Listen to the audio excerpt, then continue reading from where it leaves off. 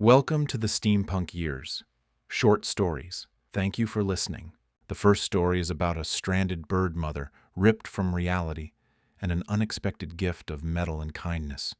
A quiet moment, almost lost, but not forgotten. Chapter 1. Kevin and Fran walked lazily through the dim hallway of the old building, Fran balancing a clipboard in one hand and a coffee cup in the other. Dust swirled in lazy spirals around their boots, catching the last golden light through cracked windows.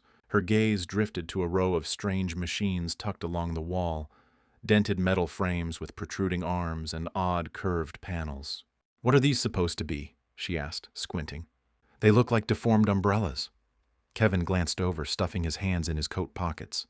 "Yeah, weird looking, right? They were part of some old initiative from back when the environmentalists had power. Supposed to activate during storms and protect bird nests, like little automatic shelters." Fran blinked, then took a sip of her coffee. "You're kidding." Kevin shook his head. "Only a couple still work. Most of them are rusted through. They're coming down with the building next month." Fran let out a laugh. "I hope the taxpayers were okay with that nonsense. That's the craziest thing I've ever heard." Kevin smirked. "Only the die-hard eco-types thought it was a good idea. First program on the chopping block when the new administration took over." He gave one of the robots a light tap. It didn't respond. "Birds are a pain in the ass anyway," he added. They both laughed and kept walking, footsteps echoing down the hallway as the fading light blinked across the silent row of outdated machines. Next chapter. A small newspaper stand creaked in the wind, its faded awning fluttering above racks of curling headlines. Harry counted out change for a customer, fingers practiced, almost automatic. "Oh, here's your change. Don't forget that tip about the game now, eh?" he said, handing the man a few coins and giving his arm a light pat with the rolled-up paper. "Thanks, Headline," the man said, walking off with a grin. Harry sighed. Headline. The nickname had followed him for years, though he couldn't remember who said it first. It had stuck like ink. Headline Harry passed between customers like part of the local folklore. He eased down onto his old stool and let his eyes drift to the morning's front page. "Fractures spreading, world on edge." He shook his head. Fractures. Nonsense, he told himself. Urban legends and tech-fueled hysteria. But still, even he had to admit strange stories were surfacing. He'd heard them over the counter in quiet tones. Creatures glimpsed above city skylines, alleyways that shifted or vanished overnight, glowing portals flickering open in the middle of crowds, revealing places no one could name before winking out like mirages. He never saw any of it himself, but the weight of it hung in the air. Harry looked around. The day was nearly done. His little corner was one of the few soft places left in the city, a scrap of green tucked beside a stone path, guarded by a row of tired trees. A small park that time forgot. He glanced up at the sky. Cloudy, the kind of clouds that meant business. Then he saw movement. He looked to the nearest tree and froze. A bird stood perched on the top branch, feathers fluffed, unmoving. It stared at him, not nervously, just watching. Harry blinked, unsettled. "You startled me," he said with a nervous chuckle. "Better get to cover, bird. Storm's moving in." He packed up his stand the way he had for years, folding the awning and stacking the unsold papers, whistling an old tune to himself. As he moved off into the growing dusk, the wind rose around him, and the little bird stayed in the tree, still watching. The bird mother turned, tilting her head at the man standing at the corner. She had watched him for many days now, always in the same place, always with the rustle of paper and the scent of ink. He moved slowly and predictably, a part of the landscape. Safe and familiar. Behind her, nestled in the high crook of the old tree, sat the nest, woven tight with instinct and care. Inside, 3 little gifts, beaks open, chests fluttering with shallow breath. Hungry, always hungry. She gave a soft, rhythmic chirp, an ancient signal of reassurance, before hopping from the branch and gliding to the ground below. The patch of earth nearest the tree had served her well this season. Rich in insects, soft with early growth, she had foraged it carefully, tirelessly. But now the ground was picked over, the resources thinned. Other mothers had come. They too had little mouths to fill. Scarcity had crept in on quiet wings. Worse still, the season had not been kind. Summer had arrived cool and hesitant, as though unsure of itself. The warmth she had counted on never fully settled. The air carried a bite that did not belong. She paused, scanning the soil, tilting her head from side to side, eyes sharp. Not enough. That meant distance. That meant risk, beyond the comfort zone. She fluttered her wings once, as if testing the weight of the decision, then turned back, one last glance at her fragile nest, her trembling children. Then she flew, not out of fear, out of love, and the tree once again was still. Next chapter. The ground was generous here, rich with nourishment. The bird mother tilted her head, listening to the faint rustle beneath the soil, catching movement. She struck with precision, one worm then another. This patch, though outside her comfort zone, offered exactly what she needed.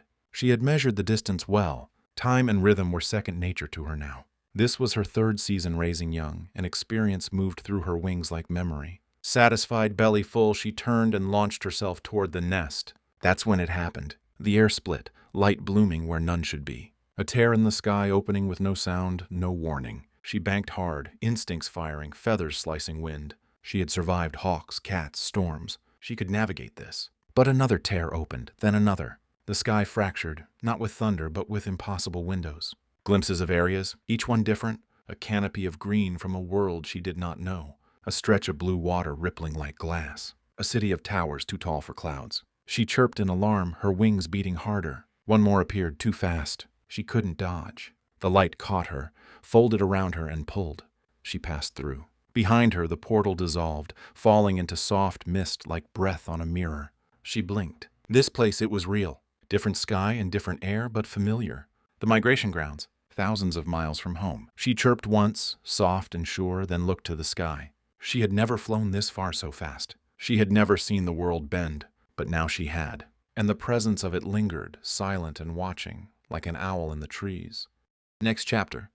In the old utility building, XO stirred to life. The small robot's upper lights glowed a soft green, faint but steady. One of the last of its kind still responding, if you could call it responding.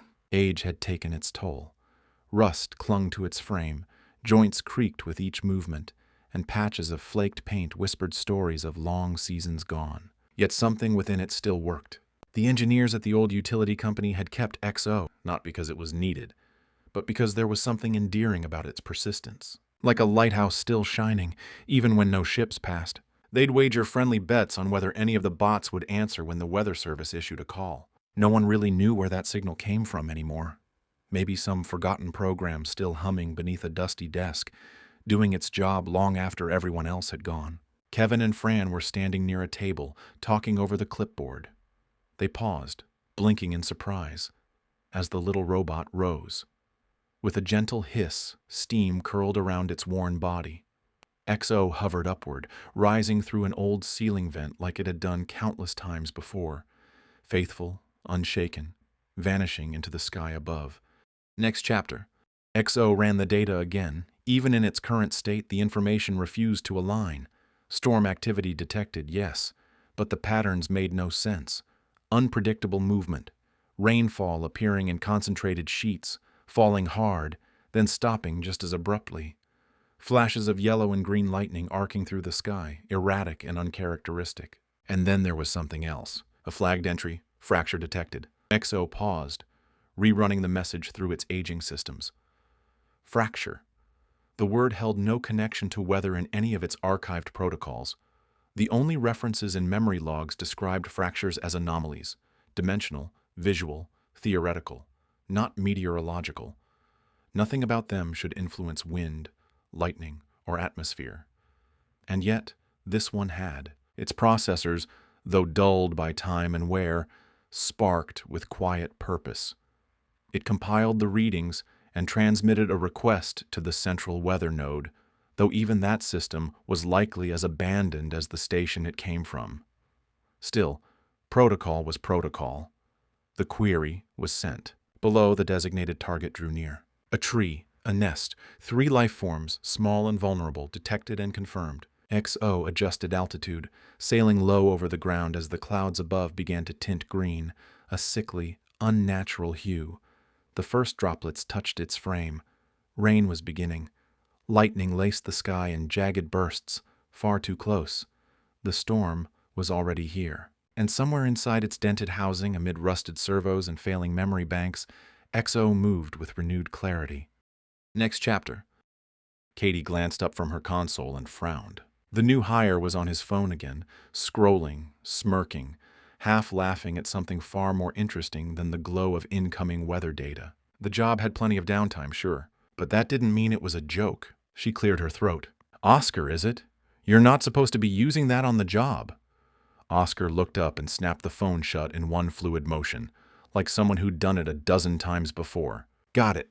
Katie resisted the urge to press further. She wanted to say more, but she forced her voice to stay smooth. That kind of thing won't fly here. Oscar gave her a mock salute. She rolled her eyes. Why tonight? Why did she have to get saddled with the newbie on the dead shift? Then the message scrolled across her screen. She squinted, scanning the incoming transmission. A direct request for information. That wasn't unusual, but the source was, "Wow, is that something I should be worried about?" Oscar asked cautiously. Katie tapped a few keys. Request for data, old bot, one of the umbrella models. Oscar raised an eyebrow. What's an umbrella model? Ancient storm response bots, she said with a sigh. Environmentalist thing, supposed to shield wildlife during weather events, like nests or small animals. Ugh, she scoffed. They don't even have live data. They're not tied into the current network. Some guys downtown keep them running as a joke. Mostly just slows us down. Oscar stifled a laugh. So they're like little weather guardians? Katie's eyes narrowed. No, they're obsolete. Glorified trash bins with steam valves, and now this one's asking what a fracture is. Oscar gave her a look, mildly surprised, maybe thrown off by her bluntness. She'd seen it before. They always looked like that at first. But they got used to her. Just ignore these when they pop up, she muttered. Not worth the time. Then the screen changed. 3 small bird chicks appeared, nestled in a wind-battered nest. They were trembling. Lightning flared, and the trio huddled closer. Katie leaned in. There was something in their posture, something that looked too aware. Fear? No, that couldn't be. Not from birds. Not like that. She caught herself. She stopped. Her hand hovered over the controls. I'm killing the feed. Waste of time. Whenever this happens, just kill the feed. Oscar nodded, clearly relieved. Time for break? 30 minutes. Not a second more. Gotcha, he said, already halfway to the door. Phone out again before it closed behind him. Katie waited, made sure he was gone. Then, without a word, she opened a second browser, pasted a link, and hit send. A brief flash, information sent. She stared at it, paused, then shut down the feed. The room returned to quiet, the storm still flickering beyond the glass. Next chapter. XO hovered above the trembling nest, waiting for a response. A flicker of acknowledgement came through. Information received. That was enough. Outside, the rain fell in sheets, heavy and unrelenting. Leaves spiraled down through the storm, collecting on the small canopy XO had deployed. It held. It always had. Designed for moments just like this. But this was not just a storm. The lightning, fracture lightning, had a frequency all its own. Unnatural. XO's sensors strained to interpret it. Within the scattered pulse of the sky, something hid. Something that didn't belong. It cross-referenced what little shielding data remained in its corrupted archives and activated a dormant function. A soft glow shimmered across its chassis, extending like a quiet dome over the nest. The chicks stirred as if they sensed it. The presence. Not warmth exactly, but protection. Something watching, something staying. Do not be scared, little ones, XO said aloud, adjusting temperature protocols to shield the nest from the cold draft. I am here to help. You are safe. It scanned again. No sign of the mother bird. A message pulsed back to the weather center. Protocol 2. Assistance needed. Emergency intervention requested. Survival uncertain. Next chapter. Katie sat at her station, eyes scanning lines of incoming data as the storm maps shifted in real time. What began as a slow, uneventful night had erupted into chaos. The fracture storm, if that's what they were calling it, had thrown the entire center into disarray. Emergency alerts blinked across the network. Watches, warnings, and route corrections were being issued to towns across 3 regions. The storm refused to behave. Its movements were erratic, sometimes pulling away from an area only to double back and hover, pulsing like a living thing. Oscar predictably had been overwhelmed. They'd sent him home and brought in someone with experience, thankfully. Katie's fingers moved fast across the keys, adjusting alerts, rerouting advisory packets, stabilizing the feed. Her mind was sharp and remained focused until a familiar notification blinked at the corner of her screen. Message received. Unit XO, Umbrella Protocol 2. She hesitated, then opened the transmission. The bot had confirmed the mother bird was missing. A request for help. Katie scoffed under her breath. Ridiculous. That flag had always been part of the older programming. Even when these bots were new, She doubted anyone actually followed up on that level of detail. Field response to a bird nest? Absurd. Still, she didn't close the window. In a small pane to the side of her screen, the soft image remained. 3 tiny forms barely moving. The storm raged around them. Every flash of lightning sent them flinching. Every crack of thunder made them press tighter together, beaks parted, eyes wide. Katie tried to stay busy, tried to ignore it. But as the night wore on and the storm's fury began to ease, if only slightly, she found her gaze returning. Again and again. Not to the maps, not to the alerts, but to that small square in the corner of the screen.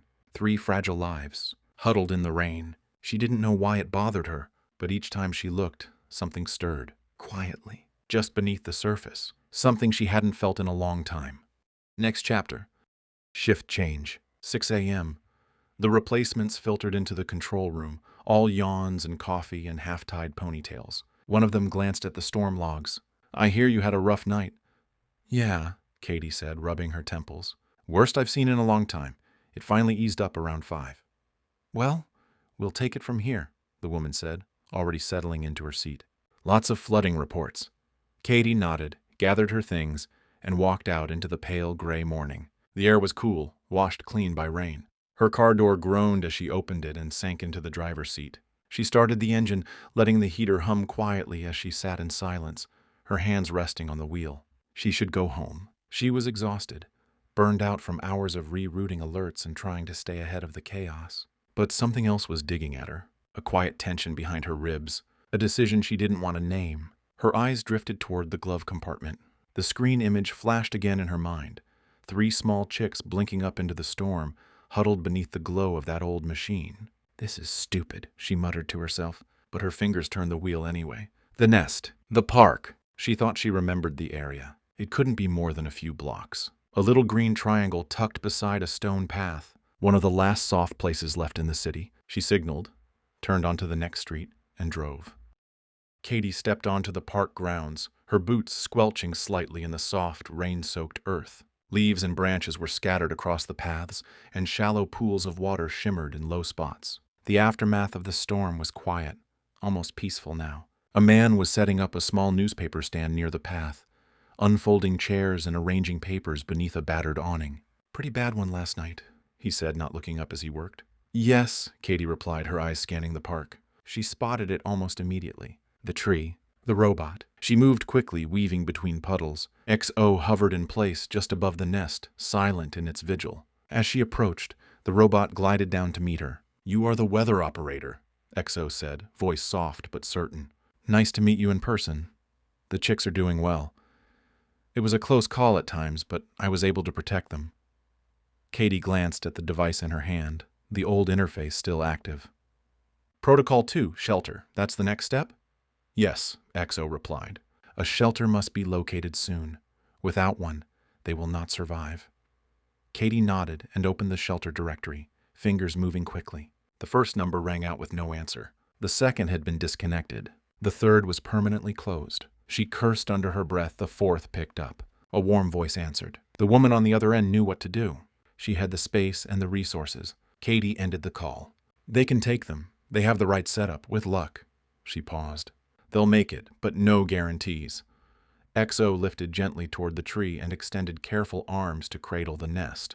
2 umbrella units appeared without a sound, gliding up beside him like guardians emerging from the mist. One of them had already completed its mission. The mother bird had returned. The other had shielded a squirrel's den through the worst of it. Their lights pulsed gently in the morning fog. Katie watched them, weary but moved. Something old and hidden softened inside her chest. She exhaled and gave a tired, wry smile. "Let's go." Author's note. This final scene always felt like the heart of the story to me. Not because of dramatic action or big revelations, but because of the stillness after the storm. Katie's journey wasn't about saving the world. It was about choosing presence, even when no one expected it from her. About responding to a quiet call and answering anyway. The robots, outdated and dismissed, still chose to protect. And Katie, worn out and skeptical, chose to care. In a world overwhelmed by noise and failure, that small act of kindness matters more than we know.